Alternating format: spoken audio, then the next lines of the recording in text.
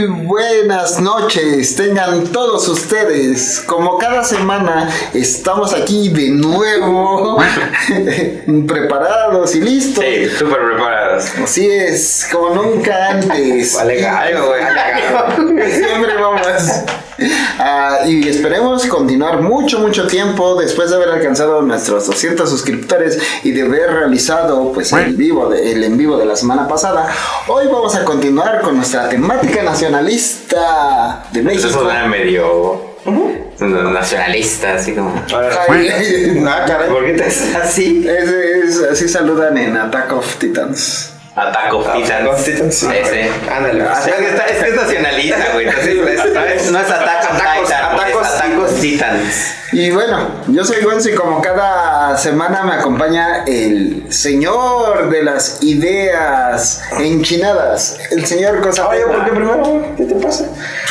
Bueno, pues muy buenas noches. Esperemos, como dice el señor Gonciano, me pone atención el vato. Disfruten nuestros especiales alusivos al mes patrio. Seguimos haciendo programas con temáticas mexicanas. Ya ven que ya hicimos, el primero fue de... No. El anterior fue de las conspiraciones, o teorías conspirativas mexicanas. La semana pasada hicimos el especial de albures en vivo. Espero que lo hayan disfrutado. Si no, vayan a echarle un ojito. También échenle un ojito a las coplas que soplas, por favor. Y pues vamos a continuar hoy con otra temática nacionalista o de corte mexicano. Otra cosa importante, por favor, váyanos poniéndonos ahí en los comentarios quién quiere participar en la dinámica de contarnos una historia la noche previa al Halloween. Con nosotros. Escríbanos en los comentarios, déjennos quién quiere participar, qué historia nos quieren contar para esa noche del 30 de octubre. Vamos a tener un especial macabro. La hora macabrona. Sí, de historias de terror en vivo. Entonces, si alguien quiere ir participando, recuerden que se hace un sorteíto para rifar un si librillo. No tienen idea de cómo es el proceso, pueden ver el especial del año pasado.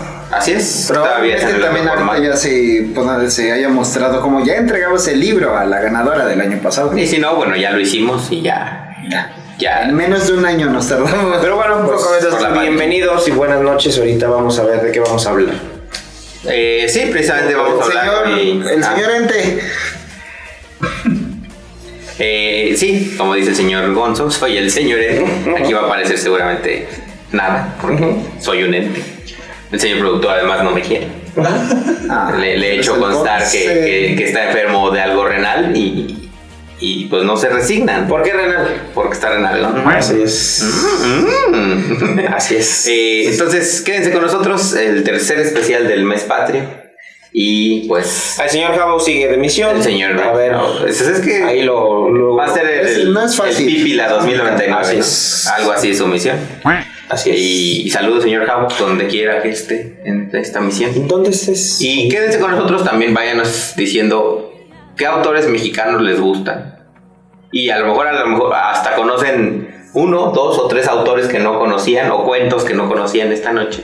Porque vamos a hablar de cuentos perturbadores mexicanos. Y para tocar ese tema tenemos que hacer la pregunta obligatoria de cada semana.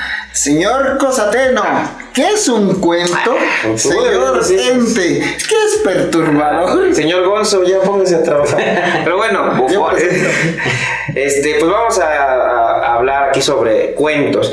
Cabe aclarar que el concepto cuento, algunos lo podrían asociar quizás con cuentos infantiles, ¿no? Casi siempre cuando uno piensa en un cuento, piensa que a lo mejor se trata de una narrativa alusiva a los niños, ¿no? Casi antes de dormir. Exactamente, porque tiene como mucha esa connotación. Sin embargo, aunque sí existen cuentos que son para niños, incluso para adolescentes, en realidad en Estados Unidos la palabra lullaby, bueno, en inglés se ocupa como canción de cuna o como cuento para antes de dormir, ¿no?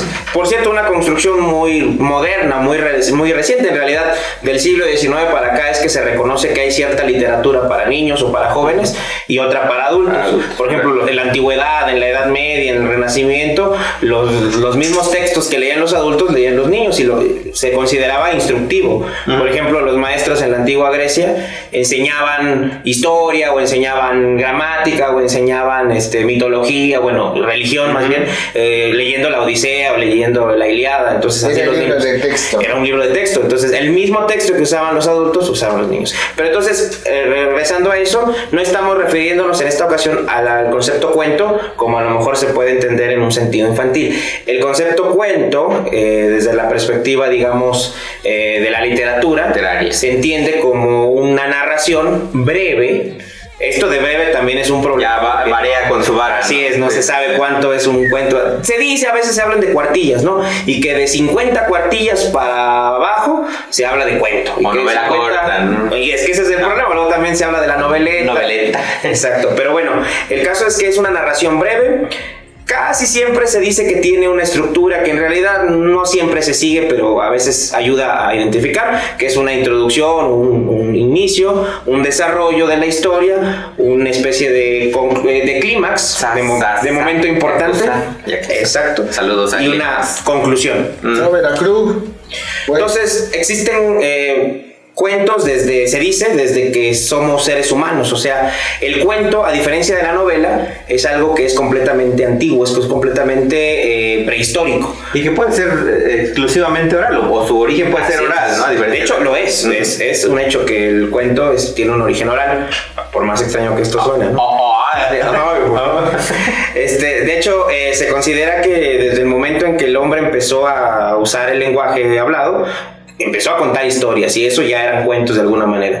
Que cuando narraba su día a día, lo hacía cuentísticamente o lo hacía mediante una narración a la que seguramente le agregaba o le quitaba lo que él quería, ¿no? No daba exactamente un pormenor de los hechos como ocurrieron, sino seguramente aderezaba como él quería que los demás lo percibieran, y ya era un cuento. La novela, por increíble que parezca, en realidad tiene unos 400 años, ¿no? De las primeras novelas que se consideran novelas, pues está el Quijote, por ejemplo, ¿no?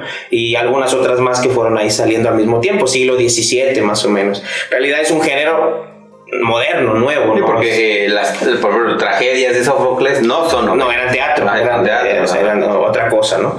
Igual la Odisea o la Ilíada eran poemas, eran poemas épicos que se narraban. No eran novelas. ¿no? Y luego cantares, ¿no? Cantares, que en el caso de la Edad Media también, o bueno, los rapsodas también entre los griegos, igual cantaban las historias, ¿no? Pero entonces el cuento siempre ha estado marcado por la idea de que el final, o que los finales suelen ser contundentes, ¿no? Por ejemplo, Julio Cortázar, que es un gran autor de cuentos argentino, decía, es como una de las cosas que se dicen siempre del cuento, ¿no? Que mientras, bueno, eso es una ponencia que él dio en La Habana, en Cuba, en los 70s, donde dice... el buen dictador. Seguramente, pues, estaban con el régimen todos esos escritores, digamos, estaban bien, ¿cómo se llama? Bien alineados, bien vistos con el régimen de Cuba, ¿no? Entonces fue a dar una ponencia ahí sobre el cuento, y dice que se puede analizar el cuento desde una perspectiva del box. Y dice que mientras la novela siempre gana por puntos, o sea, cuando tú terminas de leer una novela, dices, casi nunca el final es impactante, sino el camino por el que transitaste la novela. Hubo pasajes donde fueron emocionantes y otros donde fueron más tranquilos, pero ya la suma de todas las cosas que fueron la novela es lo que termina diciéndote, estuvo chida esta novela, o estuvo bien culera la novela. En cambio, el cuento dice que siempre tiene que ser por knockout. O sea, al final tiene que ser un golpazo, que es lo que te deja o satisfecho o insatisfecho con el cuento. Por eso para él un cuento anticlimático pues no es cuento. Aunque hoy existen muchos autores que cuentan cuentos donde aparentemente no pasa nada. Incluso parecería. Pero él, Cortázar, cree que un cuento tiene que ser contundente, que tiene que ser preciso a la hora de terminar, para que el espectador quede, voy a decirle así la palabra, sobrecogido, pero pues hay cada quien la entienda como quiera. Seguramente el zigzague en que escribe un juego queda sobrecogido. Un cuento. Y ya es perturbador, señor ente. Va por ahí. Sague. Podría ser perturbador Sague, ¿no? Un saludo a Sague. Que seguro nos está viendo ese güey. Como él dice, siempre fuerza rayos, tú, porque Sague terminó su carrera en el Necaxa. Entonces se le agradecen sus pasos. Qué bueno, pero bueno. Saludos, Sague. Te retamos a venir aquí. Tenemos a alguien que está más impresionante, chaparrito que tú. La palabra perturbador puede ser definida tan simplemente como algo que altera el orden, o que quita la tranquilidad, o sea, que provoca intranquilidad. Entonces, no solo se aplica obviamente a los cuentos, la palabra puede haber, por ejemplo, al señor Gonzo, algo que le parece perturbador, es un animal muerto en la calle, peludo. El hombre capibara. El hombre capibara. Ya están cabrones. El señor Gonzo ve un cuervo muerto en la... Bueno, un pájaro muerto en la calle y sí se espanta de manera de... ¡Ay, güey! Sí, porque lo ve tieso y dice... ¡Ay! Y abre la bocota. Eso fue de la semana pasada ya. El señor Cosateno no es de su afán jugar videojuegos de terror porque sí le quitan la tranquilidad, es algo perturbador, mientras que al señor productor y a un servidor nos gustan los juegos de terror, ¿no? Esa sensación de asustarte, es liberar adrenalina. Un cuento que te deja pensando. No solo pensando, sino que te quita la tranquilidad que, como bien decía el señor Cosateno, un cuento es contundente y te deja así como... O lloras, o estás alegre, o te espantas, y es un cuento bien escrito. Te saca de tu zona de confort. Pero lo perturbador es que te deja como con una sensación de intranquilidad, de que no sabes si es el final, si fue un final bueno, si fue un final malo, si fue... O a lo mejor sí lo sabes, ¿no? Sí lo sabes. Algo pasó con el protagonista que a lo mejor te encariñaste con él y murió, por decir algo, y dices, no manches. Y eso te quita la tranquilidad, ¿no? A veces dicen que no es tampoco tan recomendable irte a leer leyendo algo que tú sabes que no te va a mantener tranquilo, porque en lugar de relajarte una lectura antes de dormir y apagar tu lamparita, como dice ese youtuber novato llamado Dross, saludos Dross, léelo antes de dormir, sé que te mantendrá en vela un rato. Eso pasa con los cuentos que nosotros hemos considerado perturbadores. Ahora, perdón, cabe aclarar que no tiene que ver necesariamente con lo sobrenatural. Es decir, puede tener que ver. O sea, hay veces que lo sobrenatural o el aspecto de espíritus, fantasmas, monstruos o esas cosas pueden ser perturbadoras, sí. Pero también hay cuentos que pueden ser realistas que también son perturbadores. Sí, o fantásticos. O sea, hay que distinguir que en un cuento lo fantástico, o sea, sí son géneros, ¿no? O fantasía, ciencia ficción, terror y el horror también, que el horror hace referencia más a lo sobrenatural. El terror puede ser una historia de asesinos seriales, de secuestros, ese terror que siente el humano, ya lo decía Lovecraft. De guerra. No hay ninguna sensación es tan primitiva como el miedo. Y ningún miedo es más fuerte que el miedo a lo desconocido. Por cierto, Lovecraft era un gran cuentista, ¿no? De hecho, sobre todo su carrera la hizo haciendo cuentos. Y es lo que yo también, antes de entrar a los cuentos mexicanos, valdría la pena quizás rememorar o mencionar a los grandes cuentistas de la historia, ¿no? Por ejemplo, cuentos de la historia importantes son los que están en Las Mil y Una Noches, todos son cuentos. Los del Decamerón, de Boccaccio, son cuentos. Los de los cuentos de Canterbury también son cuentos. O sea, son narrativas que se van... Los hermanos Grimm que recogieron cuentos que ahora se consideran infantiles, pero que en realidad son tradiciones... Son algo perturbador. Bastante. O sea, los originales de La Cenicienta, los originales de Blancanieves, los originales de La Sirenita, son historias crudas, recogidas del folclore, de la mitología, pues de Europa, ¿no? Porque los Grimm eran alemanes, si no mal. Yo recuerdo que leí, no me acuerdo de quién es La Cerillera, no sé si se acuerdan de... Sí, claro, es un cuento devastador. ¿Oscar Wilde? No, según yo no me acuerdo ahorita de quién es La Cerillera. Yo tampoco recuerdo La Cerillera. Ni siquiera sé si tenga un autor como tal, ahorita lo buscamos. Pero La Cerillera, tú lees el título y como que a lo mejor no te llama la atención, y es una historia realmente cruda, fea. Es una historia fea, literalmente. Y supuestamente anclada en Navidad, ¿no? Ajá, navideño. Las fechas, la tragedia de la niña, imagínate, ya hablando de una tragedia de una niña en Navidad, pues ya ahora sí que el chiste se cuenta solo, ¿no? Es un chiste muy cruel, pero los cuentos perturbadores existen desde los Grimm, Boccaccio no sé si tenga cuentos así crudos. También es que, el Decamerón se da durante la peste, ¿no? Se reúnen unas personas a cubrirse de la peste durante varias noches y van contándose historias, a veces también alusivas a lo que está ocurriendo afuera, y hay de todo, religiosas, folclóricas, de comerciantes, etcétera. Y sí, muchas de esas historias tienen cosas impactantes al final. Claro. Entonces sí, nos vamos a abocar a cuentos perturbadores de autores mexicano. Y bueno, y siguiendo con ese, seguramente ustedes pueden agregar a la lista grandes cuentistas ya modernos, pues podemos mencionar a Edgar Allan Poe, de quien se dice es de los grandes iniciadores. Algunos antecedentes de él, por ejemplo, Nathaniel Hawthorne, que es también un gran escritor. Más ya, para atrás, Goy de Maupassant. No, más adelante, de hecho.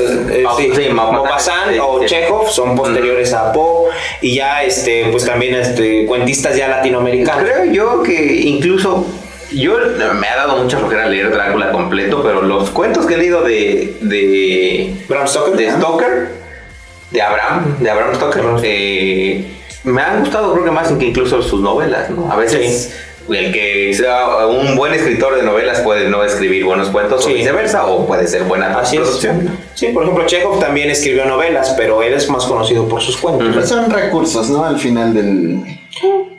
Por ejemplo, a finales del siglo XIX en Latinoamérica también ya empezó a gestarse el cuento. Tenemos a Quiroga, por ejemplo, ¿no? Horacio Quiroga, el autor es uruguayo, si no estoy mal, creador de los cuentos de amor, de locura y de muerte, muy recomendables, o los cuentos de la selva, ¿no? Borges, que ya es al inicio de siglos, ¿no? Bueno, muchísimos cuentistas latinoamericanos, y es ahí donde ya se ancla, digamos, la tradición mexicana, que también, digamos, los grandes literatos de México siempre hacen cuentos, es decir, pueden tener novelas o pueden tener ensayos o todo, bueno, a excepción quizá de Paz, pero los grandes escritores siempre tienen cuentos. Sin embargo, la única narrativa que tiene Paz son cuentos. Escribió ensayos y escribió poemas, era un poeta muy, muy célebre, pero tiene un cuento, a veces anclado a la tradición filosófica, pero si algo escribió fue cuentos. Tiene uno que se llama Mi vida con la ola, que habla sobre un cuate que se enamora de una ola, y también tiene un final ahí. Qué tan efímero podría ser. Imagínate. Se la lleva en una cubeta para preservarla. Imagina, es así de agonizante. Después de esa agua estaba muy espesa. Ya no quiero entrar en más detalles. Salada. Y con cloro. Chuquillosa. Con cloro para decir chuquillosa. Le guiña el ojo, ¿no? Sí. Pero bueno, entonces ahí entramos a la tradición mexicana, que ya ahorita a lo mejor vamos tocando los cuentos. Pero por ejemplo, no podemos olvidar que tenemos a Juan Rulfo, ¿no? Juan Rulfo es valorado a nivel mundial como uno de los mejores cuentistas del mundo, ¿no? Además de Latinoamérica y de México. Y que muchos que no se han acercado a su obra piensan que El Llano en Llamas es una novela. Así es. Y es un conjunto de cuentos. Algunos profesionales de la enseñanza critican el hecho de que lo meten a una edad muy temprana, cuando todavía... Sí, en secundaria te dan diles que no me maten, no oyes ladrar a los perros. Que eso lo ha desfavorecido mucho. Sí, es que tú lees a Rulfo de secundariano y dices, ay, qué hueva, ¿no? Pero lo lees después y es muy impactante, ¿no? También tiene una novela que se llama Pedro Páramo, pero a mi juicio los cuentos del Llano en Llamas son lo mejor de él. Lo mejor.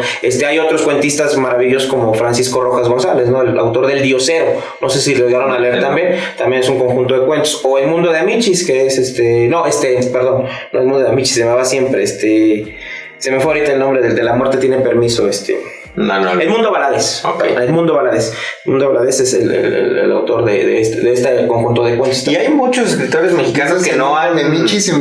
Ese es un autor italiano que escribió novelas también. No han roto esta barrera, a lo mejor, de su temporalidad, de que a lo mejor tienen... Yo tengo un librito de si no me acuerdo si es González Sotomayor o Jiménez Sotomayor, el segundo apellido es Sotomayor, y son cuentos que se han ido perdiendo, no alcanzan a romper esa barrera, o por fama, o por contactos, o por educación, o por distribución, pero hay muchos autores realmente mexicanos con cuentos interesantes, ¿no? Así es. Yo recuerdo mucho de este autor que se llama Trama de Vientos, la colección de cuentos, que se llama ¿cómo se le dice a los que tocan el tamborzote en orquestas? Al timbalero. El timbalero. Ah, claro, que el timbalero se desespera con la orquesta. Y es buenísimo el final. Ese cuento. Es buenísimo. Y tú dices... Puta, yo no conozco de orquestas, pero el mismo cuento te va llevando. Sí, claro, y te justifica el final de por qué el timbalero hizo lo que hizo, que no vamos a decir que es para que lo lean. Se llama El Timbalero, es un cuento buenísimo, tienes razón.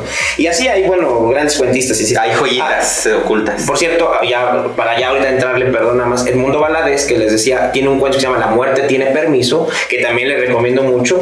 Grosso modo trata de unas personas que van con una especie de juez, digamos que eran como de un pueblito y van a la cabecera municipal a solicitar que maten al que estaba fungiendo como, digamos, gobernante de su pueblo. Y digamos, el cuento va de eso. Y ya no les spoileo el final para que ustedes sepan cómo va.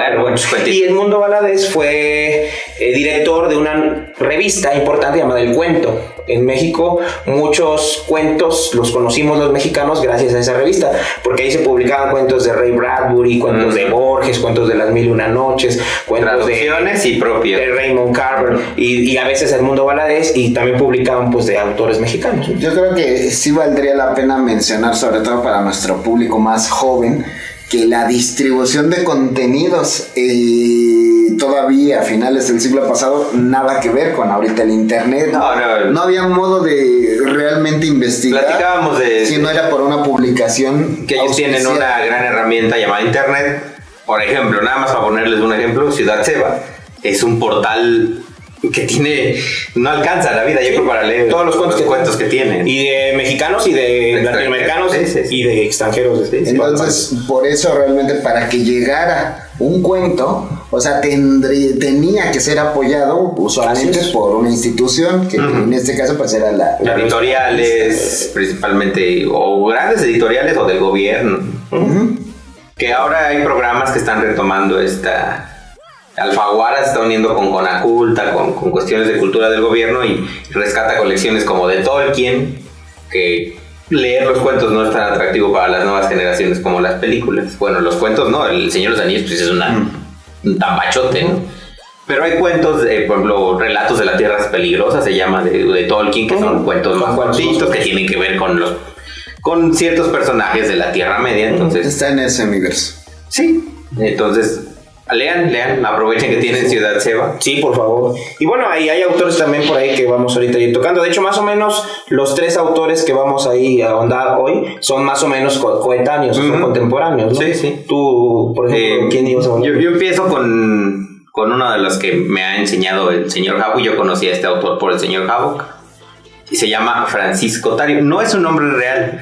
Tario es un seudónimo. ¿Para qué va a salir, no? Sí, seguramente sí. Está más guapo que tú, entonces. ¿Y era Villetú? Era Villetú, bueno.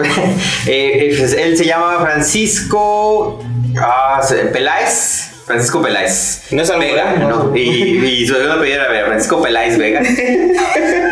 Peláez de la Vega. El albur se presta solo, señor productor, ¿no? Sí.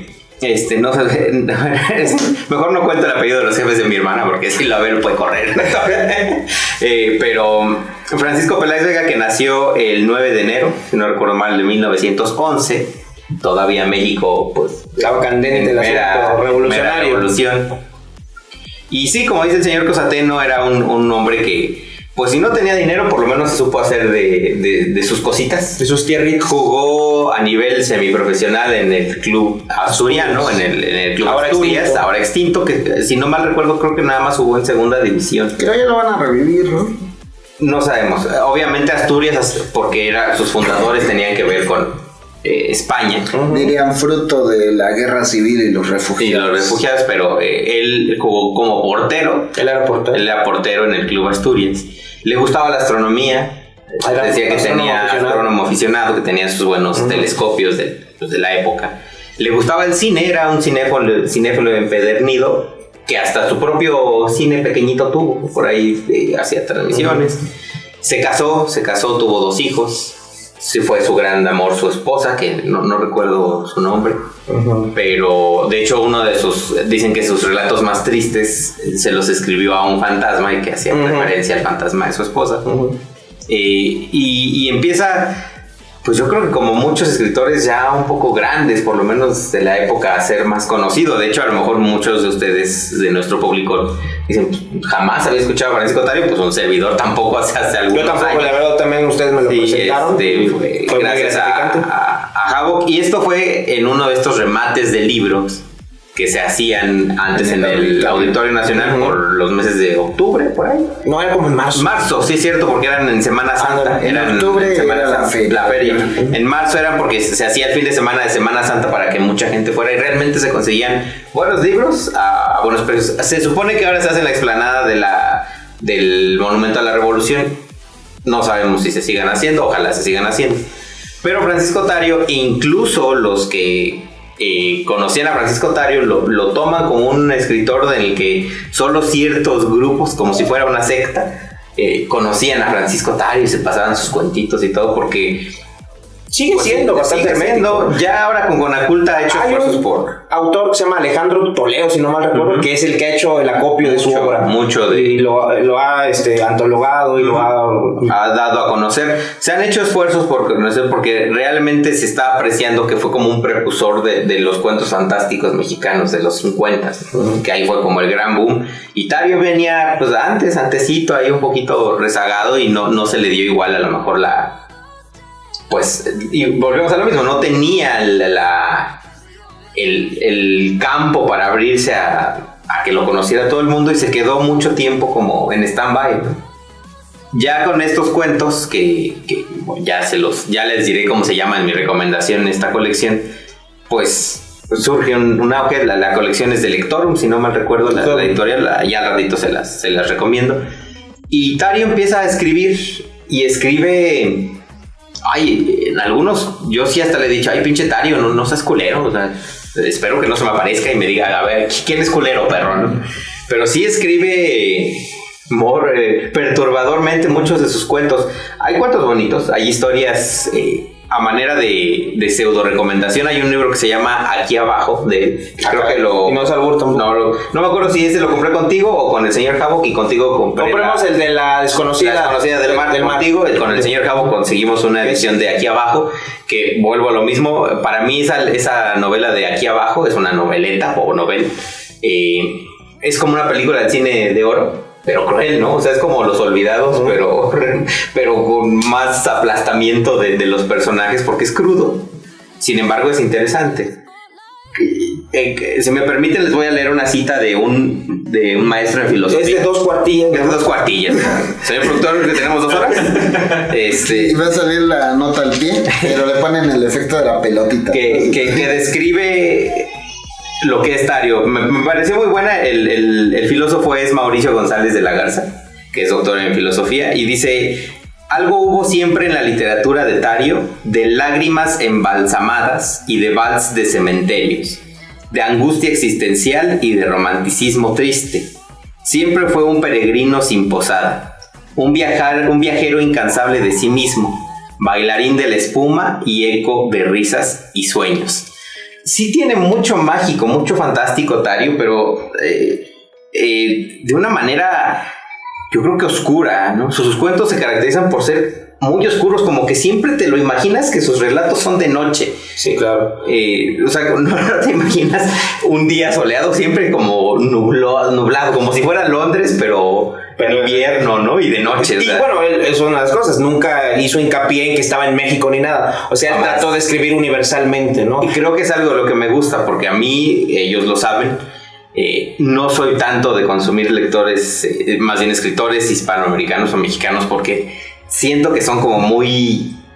Estás en México y te chingas, y a mí me gusta que rompan esa barrera. A lo mejor por eso Tario desde el principio me cautivó. Y entonces él tiene 2 cuentos que ya, si quieren, ya pasamos derecho a él, que son los que vamos a hablar aquí. Hay uno que a mí me saca lágrimas, que a mí, si me conocen y si no me conocen, es difícil. La Noche del Perro. La Noche del Perro, ¿no? La Noche del Perro, me gustan los perros, tengo... Que precisamente, ¿no? Por esta imagen del perro... del perro Rito. Usted participó en el taller de Francisco Tario, ¿no? De cuentos, y luego era un perro. Un perrito. Es que sí es desgarrador. Es muy desgarrador. Si lloro, no. Edita, señor productor, por favor, me edita mis lágrimas, que son de oro. No. Es muy desgarrador, y desde el principio, ¿no? Nada más para darles un hincapié de lo que les espera en el cuento. El perro narra la historia. La historia se narra en voz del perro, y entonces empieza wow.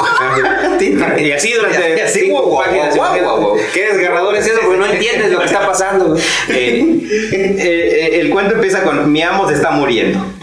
Imagínense, o sea, cómo un perro se da cuenta de que su amo humano se está muriendo. Desde ahí empieza muy triste. Sí, la invitación sería que lo lean. seguramente está en... Es mejor que lo lean. Es mejor que lo lean. Y para acabarla de molar, su amo era un poeta borracho. Un poeta borracho que estaba en las últimas. O sea, no era un poeta borracho ricachón, era un poeta borracho que vivía en las calles. Paupérrimo. Para que se den cuenta de qué tipo de relatos o qué tan culero puede ser Tario con la situación de un personaje, ¿no? O sea, crear... Tario, discúlpame. La noche del tamal. La noche del tamalero oaxaqueño. La noche del tamalero oaxaqueño. Entonces Tario en este cuento sí nos lleva por una historia corta, porque realmente es una historia muy corta, que te desgarra en 3-4 páginas. Dices, no seas culero, ¿no? Y bueno, el final es más triste aún que el desarrollo del cuento. Entonces, La Noche del Perro es un... Yo le dije a mi mamá, porque le presté alguna vez este cuento de Tario, y me dijo, es que yo empecé con la parte final que se llama Tapiocaín, que viene ahí incorporada. Son novelitas que están como divididas en cuentos. Y le digo, qué bueno que no leíste La Noche del Perro, porque mi mamá ama mucho a los perros. Entonces, es un cuento que a lo mejor jamás le permito leerlo, ¿no? Si son amantes de los perros, léanlo aún así. Es una ficción cruel. Y la otra que va más hacia lo fantástico es La Noche del Traje Gris. Que también, ¿por qué volvemos a esto de los cuentos perturbadores? Porque realmente ver la historia de La Noche del Perro no te deja tranquilo, te deja con un desazazón sobre como todo humano. Si amas a los perros, ¿no? Que creo que es más normal ahora, ¿no? Que antes. Y perros, pero Tario seguramente amaba a los perros y lo refleja. Ahí. Pero bueno, La Noche del Traje Gris es más fantástica, porque nos cuenta la historia de un traje gris que le pertenece a un Casanova de sí es como más, sí, está mejor establecido. Está mejor, es decir, que es un hombre guapo, lo describe musculoso, sí, como el señor productor, pero no tan algón como el señor productor. Sí.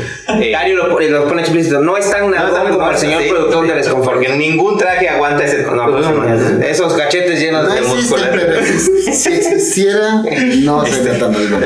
Los trajes del señor productor son todos de tela así fina y de atrás de licra para que esté... de tela de cuir.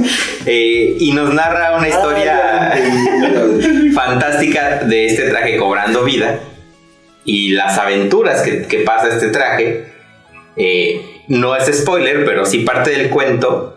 El traje, para camuflajearse mejor ante la sociedad, ante el mundo, mata a un individuo para parecer que el individuo ya prácticamente lo trae así como brocheta. Y se va de juerga, ¿no? Porque descubre que el amo le dejó mucho de su dinero y se va de juerga, ¿no? Entonces es la noche de juerga de un traje. Sí es más sobrenatural, sí es más fantástico el cuento. Léanlo igual, porque igual al final dices...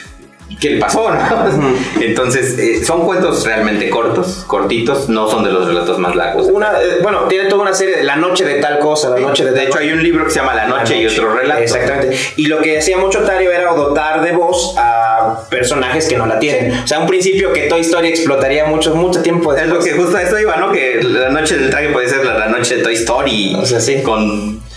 ¿no? Sí, o sea, dotaba a los seres inanimados, o a veces sí animados como el perro, pero de voz, o de voz racional y consciente. Exactamente. Era algo que le gustaba mucho hacer, ¿no? Entonces, platicábamos el señor Havok y yo, que era una especie como de Lovecraft mexicano, con obviamente poniendo las distancias y todo. Menos... No es nada espacial ni nada. Tiene algunos cuentos de fantasmas, sí. Pero la forma en la que te saca de esta zona de confort, que te perturba, no te masturba. Eso lo haces tú. Solito. Tú, o con el libro, no sé. Pero la forma en que Tario perturba la mente del lector, creo que es importante, y esperemos que a partir de este programa, que van a ver millones de personas, así es, se le haga por fin justicia a Tario. Además, Tario es otro hombre que usa la cabellera sin cabellera. Entonces, también. Sí, exactamente, que se relacionaba con Octavio Paz, con Elena Garro, con otros personajes, con Carlos Fuentes, pero nunca, siempre mantuvo así de nótica, ¿no? No, o sea, sí, se llevaban bien, comían y todo, pero a lo que iba es que tampoco se influenció un poco de la literatura. Él iba como por su rollo, ¿no? Su camino. Sí, tiene su camino muy bien marcado. Yo no he leído a tantos escritores mexicanos, pero los que he leído, pocos, no se parecen en nada a Tario, ¿no? Tario sí hizo disruptiva y conforme a otros autores de la época que sí dices, pertenece a tal cual época, ¿no? Creo yo Tario sí es disruptivo y es bastante perturbador en muchas de sus historias. Sí te genera intranquilidad. Así es. O sea, creo que lo logra. No sé si será su objetivo. A lo mejor su objetivo era de contarte una historia bien bonita y te termina... No, en el caso de Ibargüengoitia, que su objetivo era reflejar la realidad, pero siempre terminaba haciendo reír, ¿no? Y él decía, no, yo no estoy escribiendo para que se ría, casi no se ría. Pero se cagaban de la risa porque describía irónicamente. Me pega con su sombrero. Es gracioso. Me duele, ¿no? Como Aguila. Entonces, Dario creo que lo logra. A lo mejor, no sé si con intención o sin intención. Yo creo que sí, digo, está muy claramente un ambiente explorado así, ¿no? Pero bueno. Perturbador, ¿no? Que quita la tranquilidad. Tú, señor Gonzo, ¿de qué nos quieres hablar? No, primero ibas tú, ¿no? Bueno, tú. Temporalmente creo que sí ibas tú, ¿no? Pues sí, también es de esta generación que denominan la generación del 27. Kurt Cobain y Jimi Hendrix y todo. Sí. Eso es el club de los 27. Me equivoqué. No íbamos a hablar de eso. Bueno, pues yo voy a mencionar rápidamente a una figura femenina, Inés Arredondo, que fue fundadora de varias revistas, sobre todo dentro de la universidad, precisamente para dar difusión, ¿no? a estos cuentos. Entonces ahí fue donde tuvo un poco más de relevancia. ¿Y por qué me parece perturbador? Bueno, yo comencé ahorita pues con tiene poco, bueno, la conocí técnicamente para este programa. Las conferencias. Yo voy a mencionar sobre un cuento llamado La Señal, un cuento muy breve que también está en Ciudad Seva, que está padre. Está bien padre, los ponchos. Los ponchos. Es que hay que hacer el sketch completo. Okay. Así es. Está muy padre, porque de hecho sí como que menciona todo por lo que algunos críticos la definen, ¿no? Que es el uso intercalado del erotismo hacia lo sagrado. Entonces este cuento pues está padre, por ejemplo, para ahorita, pues sobre todo muchos chavitos o chavitas que están despertando en esta cuestión boyerista el gusto por las patas. Saludos a los padres de familia. No a Dan Snyder, que es un cochino. No, ese no, entonces... A ver, ¿estás hablando de que las nuevas generaciones tienen tendencia a fetiches de pies? Pues en realidad yo lo veo desde mucho antes, o sea, con Buñuel. Yo lo veo normal, sí. Qué patota. No, películas de Buñuel y siempre hay referencias a los pies en situaciones de este tipo de intimidad, ¿no? Okay. Ajá, dificultades técnicas. Y esta es precisamente la narración de un momento, o sea, hace cuenta, está Pedro va a la iglesia y se le acerca a un don y dice, ¿te puedo besar los pies? No. y bueno, narra, ¿no? Esta experiencia de ay, bueno, sí. Digo, pues, ¿qué le digo? Pues sí, pero vamos al gol. No, quítate los calcetines y el otro. Entonces es una narrativa pues que sí te incomoda mucho, pero a ti no, pero en general te incomoda. Ese cuento se llama La Señal, creo que no lo has mencionado. Sí, lo mencionaste. Sí. Okay. Entonces sí es una situación de incomodidad, por eso me agrada para lo perturbador, pero pues combina todos estos elementos pues del crucifijo, de la gente que va y le besa los pies, ¿no? A Cristo. Todo esto ocurre dentro de una iglesia. Hay una tradición católica que es el lavado de pies, ¿no? Cuando exacto. Entonces alusiva a la Biblia. Incluso para lavar pecados se hace que lave los pies a los pobres. Entonces pasa un poco este aspecto como de entre lo ritualesco de lo sagrado a la cuestión erótica, o sea. Sí, creo que en un momento determinado es como de que lees eso y ya las misas no volverán a ser iguales, ¿no? No lo sé. Entonces, nos vemos en misa. Te vi en misa. Ahí pregunten. Especial de albures, búsquenlo conferenciantes. Entonces sí, es esta situación. Ella supuestamente suele jugar con esto de pasar de lo desagradable a lo divino y al revés. Y esto genera esta perturbación, como tú mencionas, de que te deja pensando de estos rituales, ¿no? De si realmente los haces porque te sientes bien haciéndolos en general, o si en realidad los haces por placer. Bueno, y bueno, Inés Arredondo, por cierto, es una autora que he visto últimamente muy reivindicada por chicas, ¿no? Por chavas que la han leído. Sobre todo, bueno, yo sigo a veces algunos canales de literatura o algún podcast de literatura y veo que mucho la han estado rescatando. Es una escritora que escribió pocos cuentos, escribió unos 30 y tantos cuentos nada más. Con su carácter de administradora, sobre todo, pues supongo que esto propició que descuida. No le daba tiempo. Bueno, y sí estaba en el medio literario, ganó algunos premios, pero sacaba antología, bueno, más bien colecciones de cuentos, casi con 10 años de diferencia, ¿no? Estuvo casada con un célebre poeta exiliado español llamado Tomás Segovia, que hizo escuela aquí bastante importante, es un poeta importante aquí en la tradición mexicana, y ella misma es también una, digamos, exploradora de la introspección femenina. Se le compara mucho con Elena Garro, precisamente, tampoco es algo. Elena Garro es una gran escritora también mexicana, cuyo cuento más famoso es La culpa es de los tlaxcaltecas, que es también un cuento fantástico que mezcla ahí cuestiones de lo que muchos autores les choca, pero llaman realismo mágico, ¿no? Y Inés Arredondo explora mucho cómo se sienten las mujeres. Entonces yo creo que eso es lo que hace que muchas chicas actualmente la tomen como un estandarte, incluso, si no del feminismo, sí de una exploración femenina muy literaria. Así es, porque La Señal tiene un personaje masculino, pero en otro de sus cuentos, como de hecho hay una recopilación que se hizo hace unos años, en 2017, que se llama Estío, que lleva el nombre de su cuento más emblemático. Estío es la historia de una mujer madura que tiene a su hijo. Tío y es primo. También es tío y es primo. Tío es primo, es hijo. Y sí, porque va por el lado familiar. Es una mujer madura que tiene en sus a su hijo y al amigo de su hijo viviendo con ella. Y empieza a tener pulsaciones por alguien. Y después pasan cosas y pasan más cosas. Y uno de los pasajes más famosos de ese cuento, con resultados sexuales, es donde narra Inés Arredondo, de esta señora, cómo se está comiendo un mango.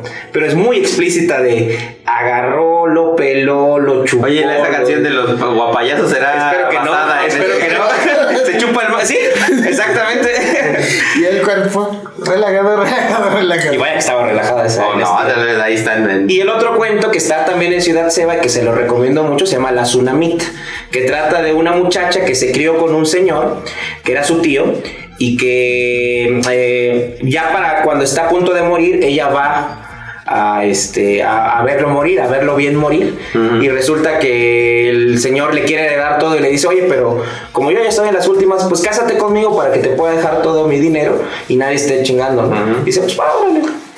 Pero que no se va muriendo el pinche rubo. Como el chiste de que amanecen cantando y silbando. Y ahí se los dejo para que lo lean. Ahí te lo dejo también. Pero bueno, sí, Inés Arredondo es una gran escritora, yo tampoco la conocía, recientemente la empecé a leer. Es que nuestros procesos creativos de... Por cierto, a lo mejor antes de tomarme el atrevimiento de... Por ahí ya les conferenciantes han hecho algunos cuentitos. Si quieren un especial de que les leamos un cuento de Les Conferenciantes, dejen en los comentarios. Así es. Y les leemos, ¿o no? Sí, a nosotros nos apasiona mucho el cuento. Si a ustedes les gustaría leerlo, también estaría. También podemos ponerlos a su disposición. Por $50,000 les mandamos una copia. Para Vato Feliz. Para Vato Feliz. Así es. Bueno, y como dices, Inés Arredondo pertenece a esta generación que llaman del medio siglo. O sea, los autores que escribieron alrededor de los 50, de los 60, donde está pues el mismo Carlos Fuentes, ¿no? Varios literatos, entre ellos uno que yo les quería platicar el día de hoy, que es de los más famosos, sin lugar a dudas. Quizás el más famoso de los que hoy vamos a hablar, ¿no? Pero aún así tampoco tan famoso. O sea, sí, pero no sé qué tan leído. O sea, todo el mundo habla underground acá. De José Emilio Pacheco, que es el autor que yo voy a un poquito hablarles, pero no sé qué tanto lo lean realmente, ¿no? José Emilio, y tal vez cuentos no, pero bueno, todos a lo mejor lo han leído, Las batallas en el desierto, ¿no? Que es y si no, escuchar la rola de Café Tacuba o ver la película Mariana, que está basada en con Cesarino. Es con Cesarino. Se puede. Sí. Bueno, José Emilio Pacheco, ya que ustedes introdujeron a sus autores con algo biográfico, pues él era se usa con él una palabra arcaica, polígrafo. un polígrafo pareciera, pero no, hace alusión a aquellos que tienen intereses variados en muchos temas y los terminan reflejando en su escritura. De hecho, él estudió Derecho, pero no terminó la carrera. Se fue chueco y se dedicó a escribir. Se fue a la barra, pero de la ensalada, yo creo.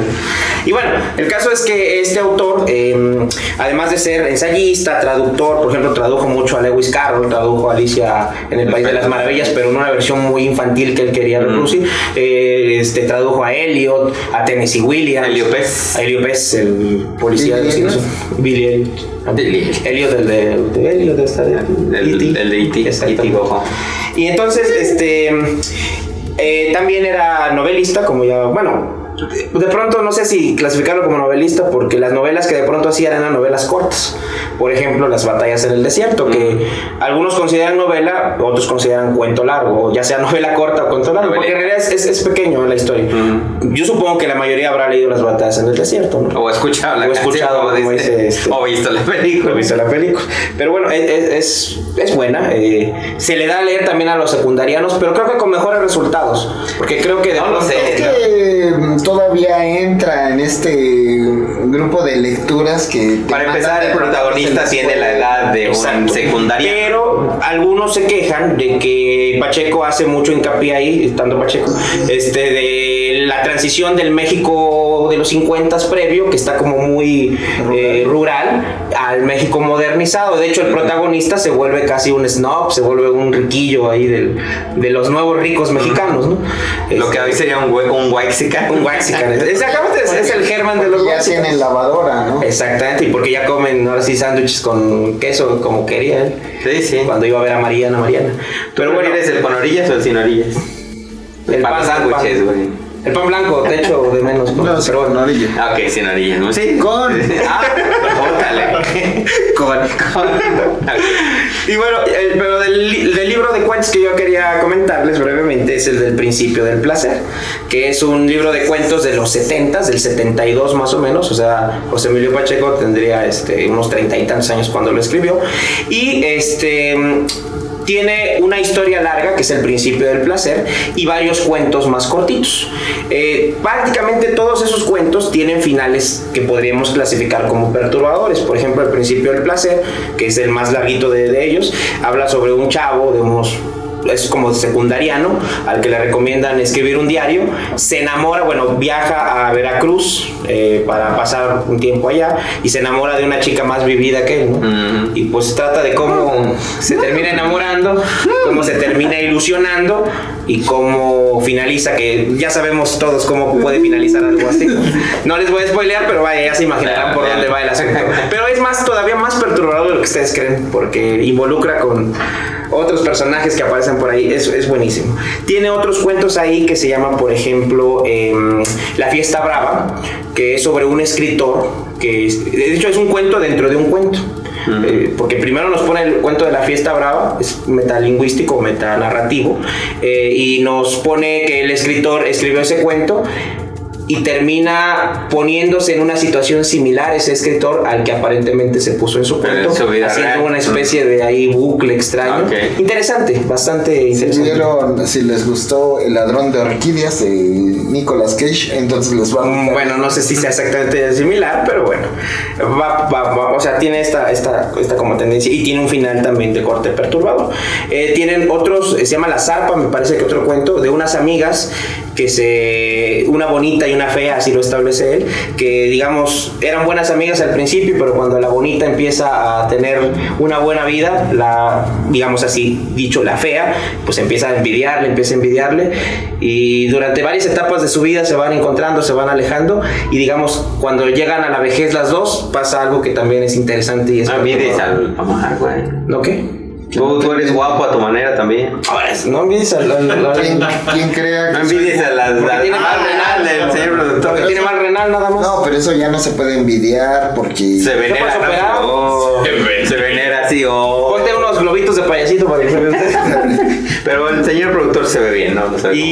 ¿Cómo sabes que no se va a ver bien? Es perturbador. Al final sabemos que es perturbador, güey. Si creen que me vería bien con globitos, no lo mencionen. Y luego uno que creo que también se leyó el señor Ente, que se llama Tenga para que se entretenga, que es una historia de... Es que yo dije, no vamos a de ser de cierto presidente que dice a los tecnócratas tengan para que aprendan, pero no es eso. No. Está más chido. Está más chido. El cuento de Tenga para que se entretenga es probablemente mi favorito del Principio del Placer, y habla sobre un niño que se extravía en Chapultepec porque su mamá lo descuidó, y un detective, policía que anda investigando. Yo me perdí en Childman cuando tenía 5. Y te llevaron también. No te han encontrado, güey. Por favor, reclame al niño. Les conferenzón al servicio de la Si comunidad. no lo reclaman la próxima semana, ya es propiedad del estudio. Como en Jalapalusa. Es un cuento interesante porque tiene locaciones y sucesos reales, ¿no? O sea, más o menos, sí. Es una ficción de esas como en la cine ahora, que es una ficción pero basada en hechos. Bueno, obviamente no pasó nada, pero te lo plantea como si hubiera sido así.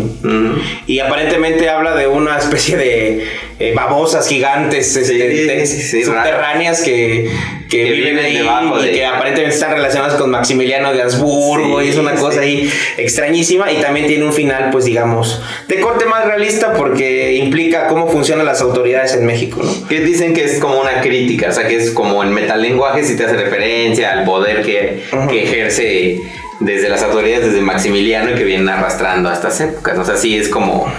Te voy a decir como hace en La Granja, en Rebelión en la Granja, ¿no? O sea, ocupan figuras ficticias como los animales para explicarte un suceso. La Granja de George Orwell. De George Orwell, La Rebelión en la Granja.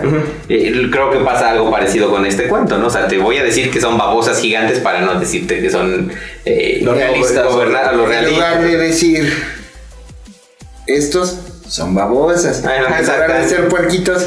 Porque incluso vi por ahí algunas imágenes de cómo han ilustrado estas babosas, y más bien parecen como una especie de Pepe Grillo vestidos como altos dandies, ¿no? Con sombrero de bombín o de copa, bastón, así representaría más o menos la imagen de estas babosas, que si bien conocemos las babosas, pues son gusanos, ¿no? O sea, son lo que en México llamamos a veces tlaconetes, que no es caracol baboso porque no trae conchita, es tlaconete.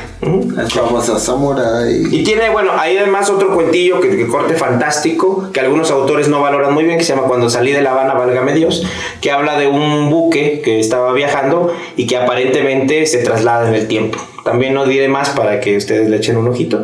Se me escapa por ahí algún otro, seguramente del Principio del Placer. Claro, Langeraus, que quizás sea otro de los cuentos que también tienen como ese toque perturbador. Habla sobre un tipo que está como en una reunión de sus excompañeros de la primaria, de la secundaria, y entonces se acuerda en ese momento de que había tenido un compañero alemán llamado Langeraus.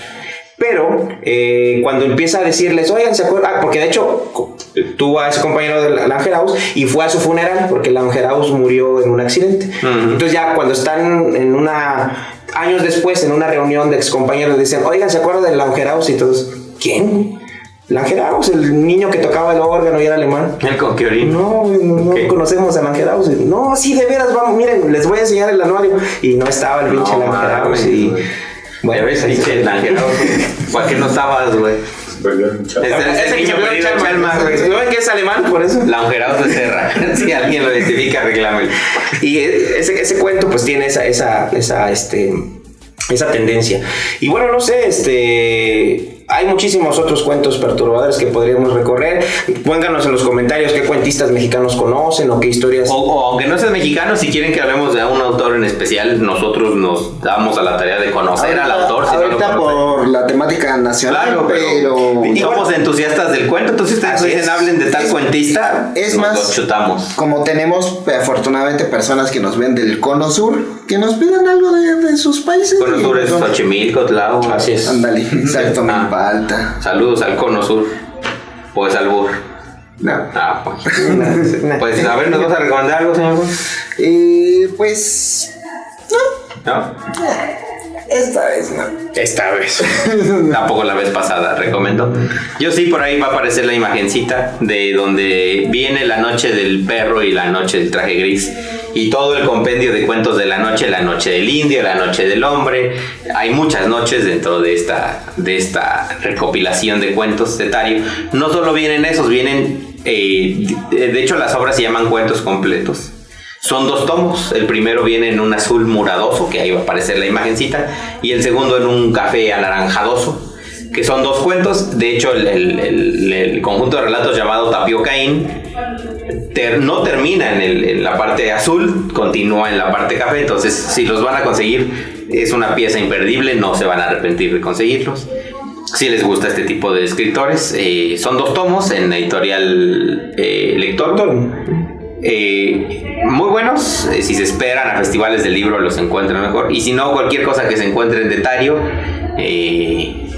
es muy buena. Hay algunos incluso... La Noche Escarlata, tú tienes el de La Noche Escarlata, me parece. Hay algunos incluso youtubers que ya se han dado la tarea de hacer lecturas de Tario. Son pocos, pero ahí está. Y es poco lo que se encuentra sobre Tario en general.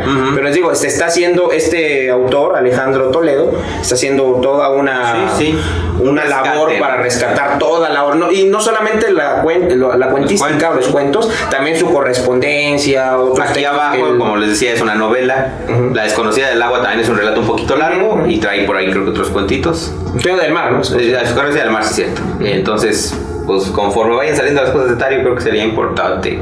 Pues sí, o si les gusta, pues a lo mejor no es importante, pero... No, sí, pues es un autor interesante que vale la pena recordar, ¿no? Entonces, lean a Tario, y por ahí les vuelvo a decir, les conferencias tenemos una serie de cuentos perturbadores. Ahora que lleguemos a los 300... A los 300 millones de billones de chillones de dólares. PewDiePie, vas a venir rogando. Pero gracias por vernos, suscríbanse, compartan. Espérame, yo estoy despidiéndome. Y denle like. Y bueno, ya me callé. Bueno, el señor Gonzo pudo haberla tenido fácil y haber recomendado Ciudad Ceba, pero no lo hizo. Pero sí, ya lo mencionamos. Pero podemos recomendar. Ahí podemos ponerla ahorita, si se puede, ahorita. Bueno, si no, ahí lo mandamos, señor productor. Ciudad Ceba es una página, la verdad no sé de dónde es. A menudo veo que tiene... ¿no? Tiene una bandera como de Chile, ¿no? Es latinoamericana. Sí, es latinoamericana. Ahorita la verdad se me escapa de ese sitio. Luego lo ponemos, pero ha hecho un recopilatorio impresionante de muchos. No tiene toda la obra de todos los cuentistas, pero vaya que tiene representativo bastante, ¿no? Tiene cuentos de Borges, de Cortázar, de García Márquez, y de Juan Rulfo, en fin, tiene muchísimos y vale mucho la pena. Y además también, como ya decíamos, de autores traducidos, vaya desde Hemingway hasta Edgar Allan Poe, hasta Lovecraft. Así de si no sabes si vas a gastar en comprar un libro, ya sea digital o físico, puedes ahí leer para tareas, para matar el rato, el ocio, para conocer nuevos autores. Ya si te late, pues ya te vas a comprar. Es como YouTube, ¿no? Escuchas una canción y si te gustaba, si te compras ya nadie vende discos, ¿verdad, señor productor? Ya se acabó. Qué viejo soy. Totalmente. Y bueno, y mi recomendación ya ahora sí mía, como tal, no sé si me la pueda pasar ahí, señor. El señor Refri regresa. Está un poquito viejito mi libro porque pues sí está gastado, ya para eso son, está bien fresquecito, era así. El Principio del Placer, de José Emilio Pacheco, como les decía, que se compone de ese novela larga que es El Principio del Placer y los otros cuentos un poco más breves. Tiene también otras recopilaciones José Emilio Pacheco, como La Sangre de Medusa y otros cuentos. También era un gran poeta, un gran ensayista, escribía para muchos periódicos y, por cierto, como dato curioso, era esposo de Cristina Pacheco, la conductora de Aquí nos tocó vivir, que precisamente es como mucho bueno, ella plasma mucho del rasgo de él de realizar estas crónicas urbanas, ¿no? De hecho, ella se puso el apellido de él. Sí, yo soy Cristina Pacheco y te voy a entrevistar. Pero dígame, Abraham, ¿qué se siente ser zapatero? Muy bien, muchas gracias. Pero dígame, ¿cómo es vivir en este barrio? Sí, como le iba a decir. Sí, es un poco así Cristina Pacheco, pero vaya, tiene su trayectoria y su labor. Debe ser difícil, ¿no? Y escribió, por cierto, algo así, un texto que también es un poco desgarrador a mi juicio, cuando falleció José Emilio Pacheco en el 2014, que se llamaba El Viajero Incansable. Y entonces describe cómo veía ella cuando él se iba a dar conferencias a otra parte y cómo sintió esta vez que ya salió de su casa para nunca volver, ¿no? Que estaba como Langer House, que nunca volvió libro de Chalmo. Entonces, pues les recomiendo mucho El Príncipe del Placer de José Emilio Pacheco. También, si no han leído todavía Las Batallas en el Desierto, pues pueden buscar, si no han visto nunca a Cristina Pacheco, que ven en YouTube, se llama Aquí nos tocó vivir. Así es. Así es. Pero bueno, pues muchísimas gracias. O la entrevista conversando. Creo que se llamaba, antes se llamaba Aquí nos tocó vivir y ahora se llama. No, Aquí nos tocó vivir se va a los tiene lugares, la sección, conversando, ¿no? Eso. Así es. Es así en estudio. Pero bueno, muchas gracias. Agradecemos también al señor productor. Ahorita que dijimos estudio, recuerden, producción de Bagel Studio, Les Conferenzans. Saludos al señor Havok. Ya esperemos pronto esté todo así normal. Y pues me acompañó el señor Ente. Suscríbanse, denle like, compartan. Gracias por los 100 suscriptores. Esperen más sorpresas, perros. El señor Cosateno. Gracias, por favor compartan, denle like, vean el especial de albures, vean las coplas que soplas, trompetas, violines, si les dan la más cordial bienvenida, y sigan este contenido, por favor. Estén atentos. ¿De qué va el que sigue? El que sigue me parece que vamos a hablar de criaturas mexicanas. No se lo pierdan, por favor. Es el último de septiembre. El último de septiembre. Gracias. Yo fui el Gonzo, esto fue Les Conferenzans. Adiós. Señor productor, ya córtale ahora sí. Lo vas a dejar, ¿verdad? ¿Por qué no preparaste el tema? A ver, ahora sí, dile al público. ¿Ya cortó? ¿No? Y ¿Ya luego lo van a ver? Ahí está todo. ¿Para qué digo algo que no van a ver si ya cortó? Pues es, idiomas, tema es.